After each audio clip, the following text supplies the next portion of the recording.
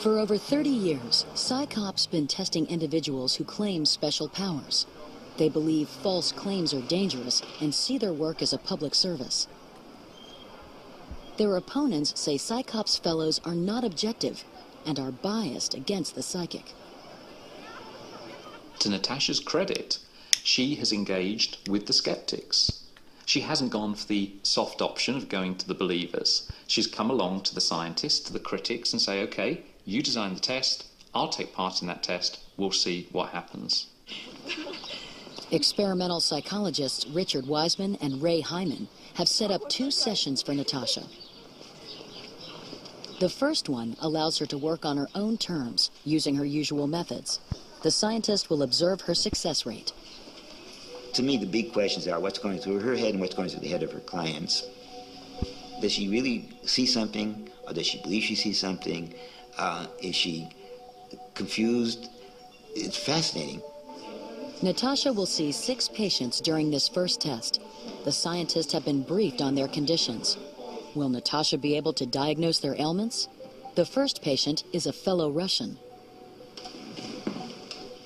So from the start, I apologize that I don't know medical terminology yet. Natasha quickly focuses on the patient's heart. Secondly, if you look at the heart as a muscular organ, there are certain disturbances. Arrhythmia, which means disturbance of the heartbeat cycle. Especially the left ventricle is beating slower than the right. The patient's problem is shortness of breath and weak heart muscles. He'd had an ECG, which had detected arrhythmia. Basically, she pinpointed an issue that's present while eliminating the ones that were iffy. No, it's unbelievable. Imagine. It's true. Unbelievable. Natasha's next patient suffers from persistent pins and needles. Natasha mentions problems with his circulation. Circulation? Blood circulation, yes. To do the massage of this neck area to help blood circulation. Okay, okay. The difficulty of testing Natasha is that she's getting a lot of feedback and she's throwing out a lot of different things, which makes life complicated. It means that the more you say, the more things can be likely to be a hit. Well, in this area, near the ribs, this liver. I just had high enzymes. My doctor said my enzyme level was very high, and he said it might be due to my cholesterol being high, but he wanted to get the enzyme level down in my liver. Да, он говорит, что, то есть то же самое, что мне сказал доктор. She talked about the liver. I just had a cholesterol problem where my liver was, I guess, a little fatty due to cholesterol. She nailed that. I'm just coming off a cold. She had mentioned my right lung was a little maybe inflamed or whatever. I guess maybe that was the chest cold that I just had. So I was really surprised and happy with the results. I was hoping to be healthier though. Muscles healed. This is an impossible thing to pin down the way she operates because she looks at a patient and says, "You have something wrong with your lung," and that's true. The patient knows this, and medical record shows it. That's a tremendous hit. If she says you have something wrong with your lung and the patient denies it, she still has the out. She says, well, oftentimes I find things that the medical profession has missed. That's right. My lower back on the right side. Or she says it's a condition that's coming, you wait and see. It's very hard for her to be really wrong. Natasha's halfway through her first day of testing. So far, she's accurately diagnosed the conditions of all the subjects she's seen. How will she perform with the rest?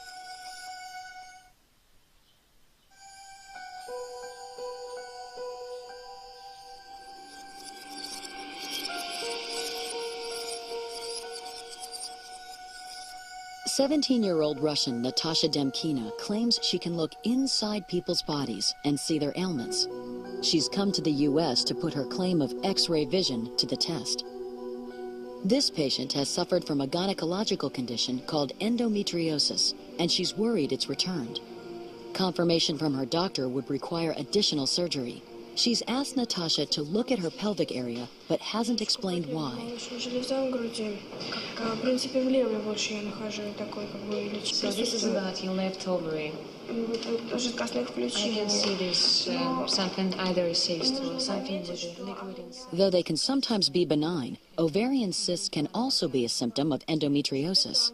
One of the things that bothered me about Natasha was that she was telling them about things they had wrong that they didn't realize had wrong with themselves. Well, just try to sort it out as soon as possible. That's frightening, you know, you're putting some stress on people, and you get them to worry about things, and worry itself can begin creating problems.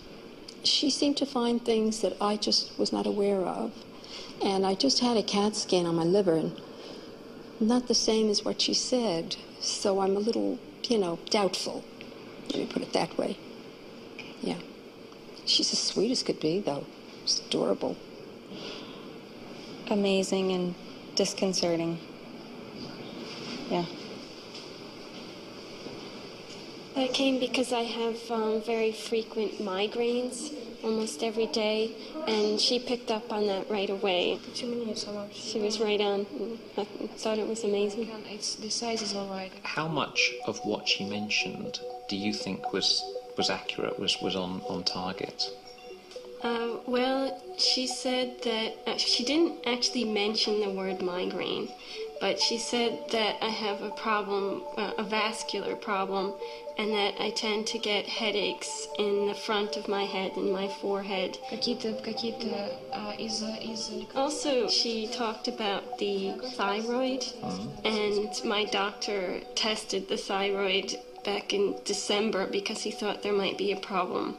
And the test came up negative, but she said that it was impaired, and that the function was impaired somehow. So I think I'll ask my doctor about it again. 5 out of 6 people seen by Natasha are impressed by her diagnoses. This appears to be a clear success, but the psychop skeptics have a different explanation. What's interesting is before we asked them to have the reading, I asked them to tell me what the problem was, and people described different ailments. During the reading, Natasha only mentioned the right ailment to one of those people. So the others were sitting there. Natasha didn't mention what was wrong with them, but still most of them were very impressed. I suspect that what's going on is psychological and has a psychological explanation.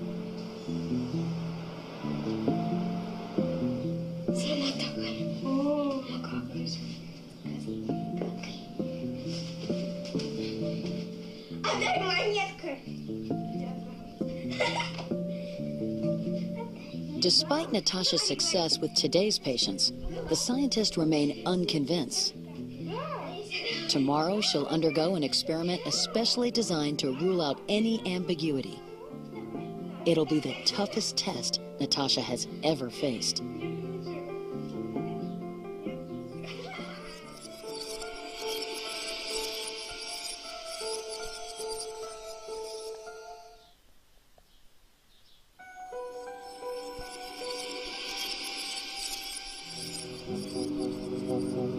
It's the day of the experiment to find out whether Nataša Dębkina can demonstrate her claims of X-ray vision under test conditions. I think when it comes to Natasha, we don't know exactly what's going on. I mean, it could be that she's got great imagery skills. She can look at somebody and create images inside her head and then convince herself that they're coming from the outside world. The other possibility is that she's simply lying to us. She's simply pretending that, yes, indeed, she can look inside somebody else's body. And the third possibility is that she's actually psychic, that she really is doing what she claims to be able to do. And I think at the moment, we don't know which of those is actually the case. A big part of the test is ruling out the possibility of fraud. And so you have to say to the claimant, look, you know, it's not that I think that you will cheat, it's just we have to rule out that possibility, and some people can find that very offensive. Having now seen Natasha at work, the skeptical scientist suspects she gets her information not from X-ray vision, but from what the patients say and how they react to her. Today, the scientist won't allow Natasha to interact with her subjects at all. They will wear glasses to make them unaware of when Natasha is looking directly at them. The scientists also suspect Natasha throws out lots of suggestions to maximize her chances of making the correct diagnosis. Today, she's allowed to diagnose only one condition per patient. Are they okay? The test is designed to eliminate lots of the problems which may lead us to think that Natasha is psychic when that's not the case. It involves 7 people, each of which have a different medical problem, and 7 diagnoses. And all she has to do is match one of the diagnoses to one of the people. And then we know from the mathematics of the situation how well she's performed.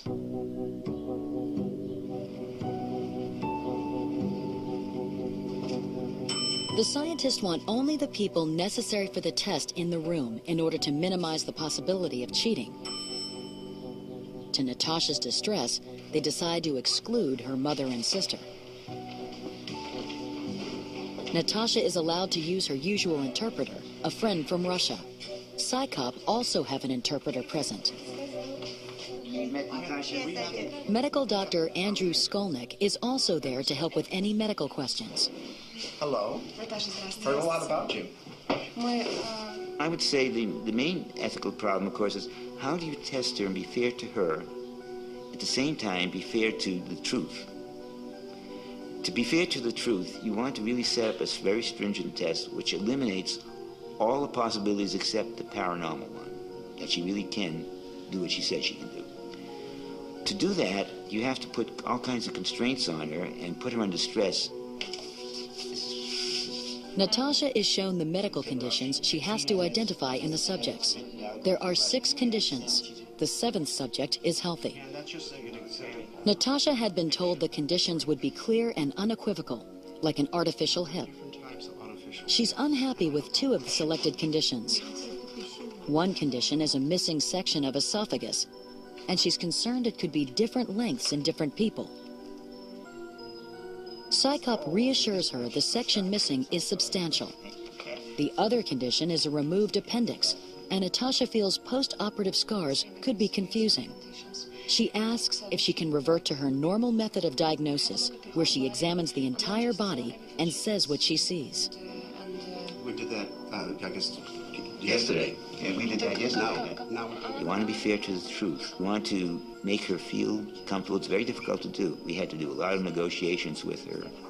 If you compromise too much, you no longer have a scientific test. To be successful at the test, she has to score 5 or more correct. So if she scored these 2 wrong, it wouldn't matter. If these 5 were correct, we would still consider that a success. It's very unusual for me to work in these conditions and explaining that, well, of course, it would be great to work in my kind of... Yeah, if you did it my way, I would have probably guessed not 5, but 7 of them. Вас не забудь, пожалуйста, хорошо?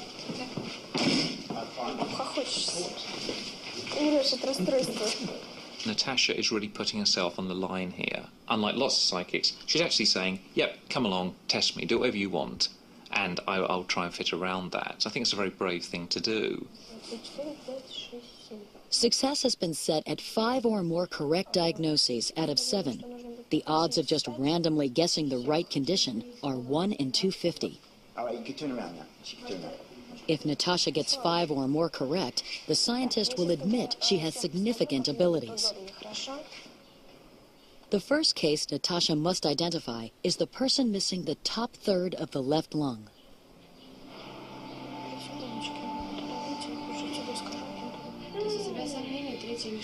Natasha asks again to hear which portion of lung is missing. Yesterday, she made almost instant verdicts. Today, she's taking much longer. 40 minutes have passed, and Natasha still hasn't made a decision on the person with the missing portion of lung. We have to finish this before we go on to the next one.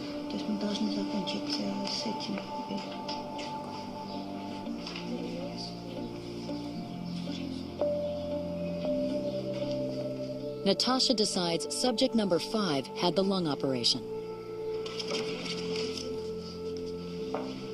She takes 1 hour to make her first decision. The next case asks her to detect which patient has staples down the chest. She has engaged with the skeptics. She hasn't gone for the soft option of going to the believers. She's come along to the scientists, to the critics, and say, okay, you design the test, I'll take part in that test, we'll see what happens. Experimental psychologists Richard Wiseman and Ray Hyman have set up 2 sessions for Natasha. The first one allows her to work on her own terms, using her usual methods. The scientist will So from the start, I apologize that I don't know medical terminology yet. Natasha quickly focuses on the patient's heart. Secondly, if you look at the heart as a muscular organ, there are sort of disturbances. Arrhythmia, which means disturbance of the heartbeat cycle. Especially the left ventricle is beating slower than the right. Observe her success rate. To me, the big questions are what's going through her head and what's going through the head of her clients. Does she really see something, or does she believe she sees something? Is she confused? It's fascinating. Natasha will see 6 patients during this first test. The scientists have been briefed on their conditions. Will Natasha be able to diagnose their ailments? The first patient is a fellow Russian.